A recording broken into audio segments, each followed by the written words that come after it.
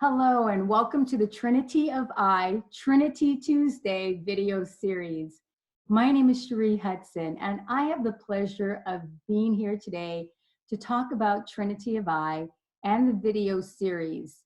And I want to share with you a little bit about myself. And so my background includes organizational development and psychology, human development, and executive masters in leadership. I had the extreme pleasure of working with amazing organizations from healthcare to retail, financial, banking, corporate America. And in the work that I have done with these organizations, I've rolled out either personal growth or self and leadership development.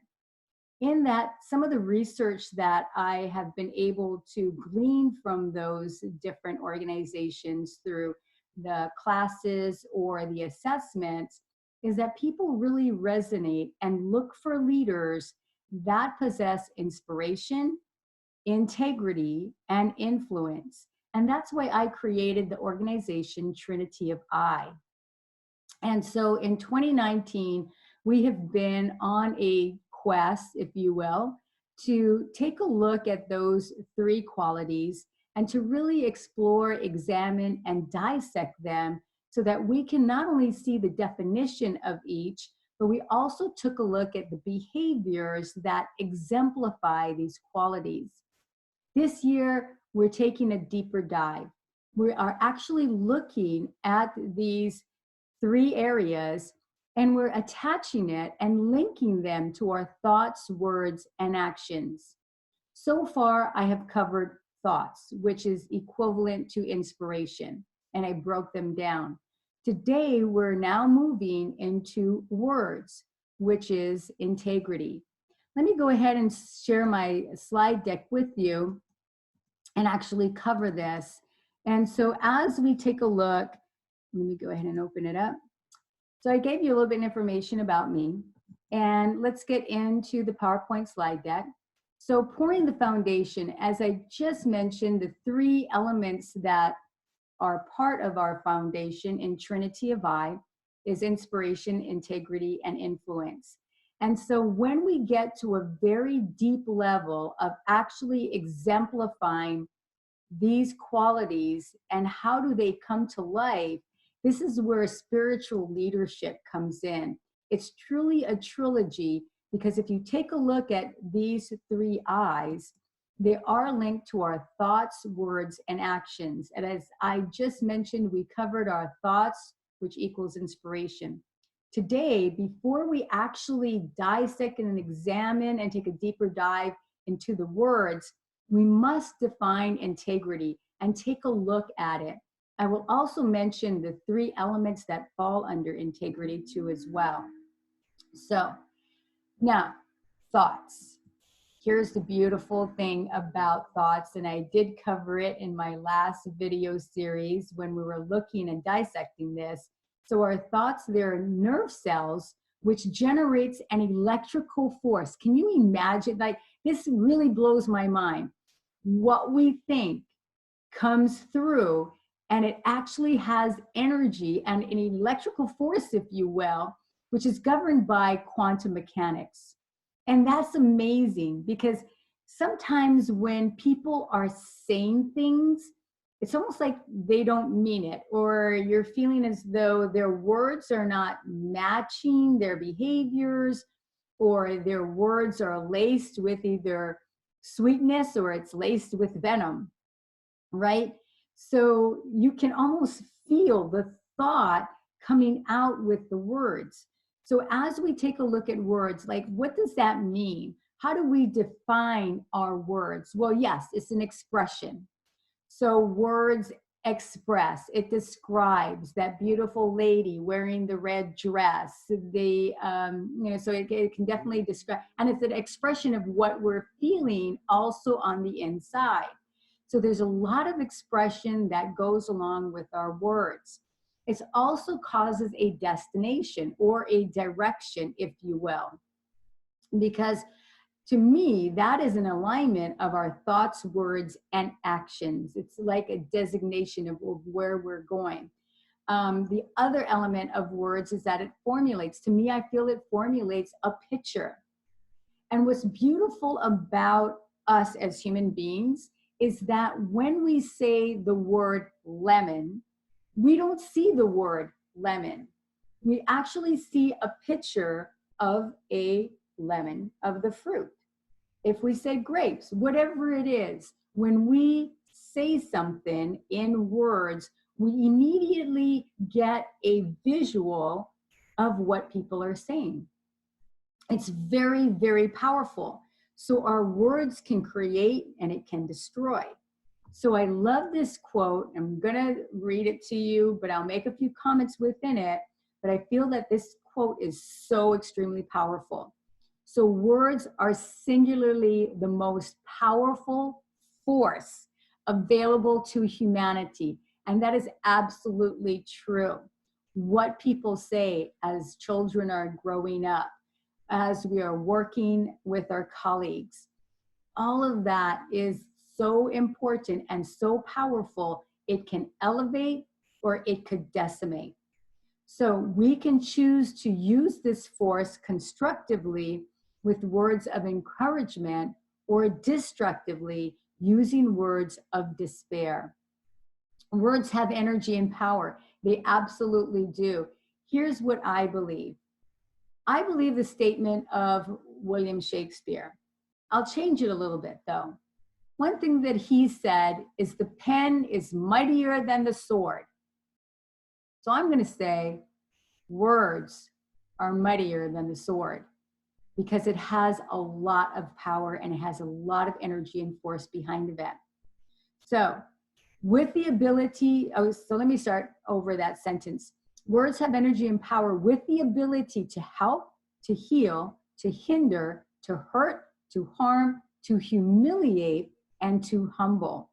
And that is absolutely true. So our thoughts and our words, when they are aligned, they can absolutely elevate our world, right? And so the more that we can do that, it is so important. And as leaders, whether we are leading personally, at home, with our family and friends, or professionally at work, with our direct managers, our direct reports, our executives, our words are very, very critical. So let's take an in-depth look at words. And this is where integrity comes in. And so I'm going to really start to concrete this together, kind of harmonizing them both. So one of the things that we want to take a look at is truthfulness. And I'm actually going to start to build other video sessions that will take these apart and give you more information. However, I just want to cover integrity today.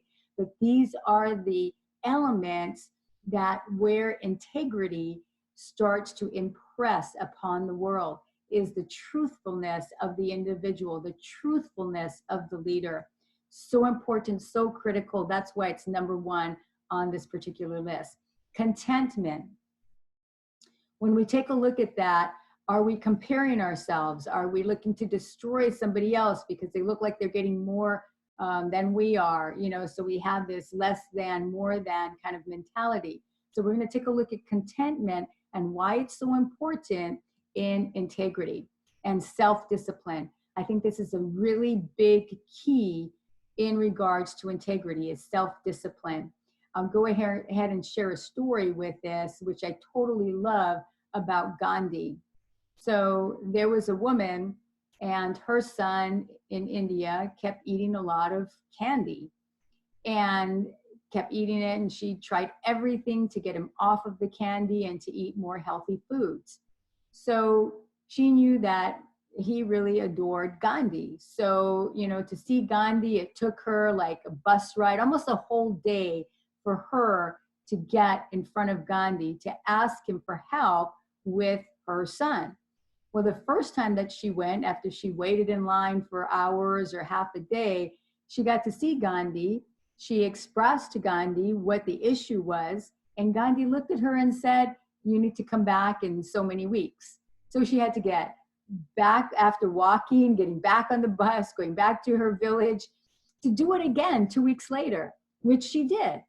Took him back 2 weeks, finally got in front of the audience of Gandhi, and, you know, just told the little boy, he said, stop eating candy. And so she was like, you know, why did you make me do this a second time?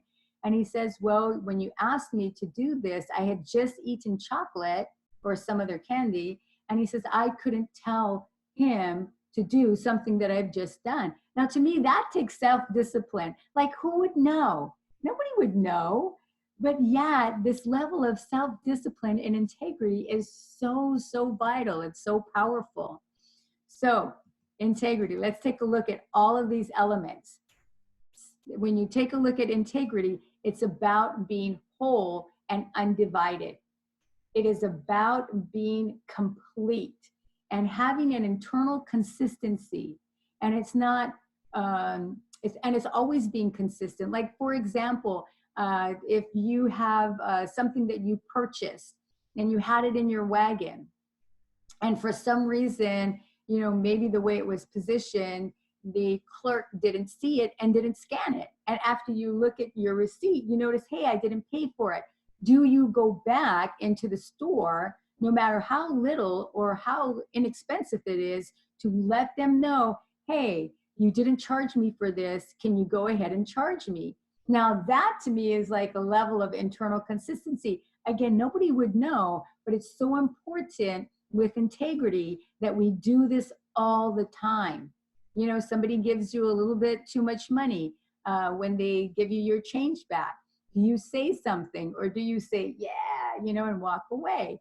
Then again, it goes to integrity. And that to me is being unified, and there's a level of cohesion with integrity.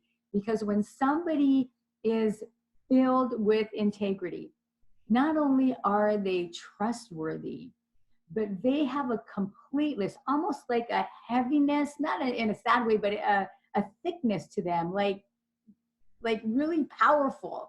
And it's just something that you can feel and you can get. Like, this is a person that if they found a gum wrap, a piece of gum that they didn't pay for, they would go back and say, hey, can you charge me $1 for this piece of gum that you didn't charge me for? I mean, this is a person that when they see somebody drop their wallet, they'll be the first one there to pick it up and say, hey, you dropped your wallet, you know? And that even goes for not only returning things, but also somebody that walks the talk. And to me, that's so important. When a leader is walking exactly what they're saying, if they're telling their employees to do this and to do that, but they're not willing to roll up their sleeves and get into it, that's really something to be questioning. So integrity is very critical, especially in a leadership role, because once somebody pokes a hole into integrity, that starts to demise trust. And then the person has a really difficult time in regards to their credibility and their reputation. So that's how important it is. And I love this by C.S. Lewis. Integrity is doing the right thing even when no one is watching. So if I go out and I say, hey, you know, everybody should exercise, but I don't exercise, again, that's definitely questionable. That whole adage where people would say, don't do what I say, but say what I do. You know, I mean, when you take a look at that, that's not what people want. They want somebody that's actually going to walk the talk and do it in that way. And that's really, really essential for powerful leadership that goes with inspiration, integrity, which leads to influence, because a leader who has great integrity has amazing influence. All right. So our next session, we're actually going to get into the truthfulness. So that's the first element in regards to integrity. So we had a great opportunity to take a look at the building blocks or the foundation of Trinity of I, which is inspiration, integrity, and influence. I did cover our thoughts, which is connected to our inspiration. Today, we're moving into our words with integrity. And then the next thing that we're going to get into is our truthfulness, then our contentment, and then self-discipline. I want to thank you so much for joining me today on Trinity of I, Trinity Tuesday. And until the next time, lead on.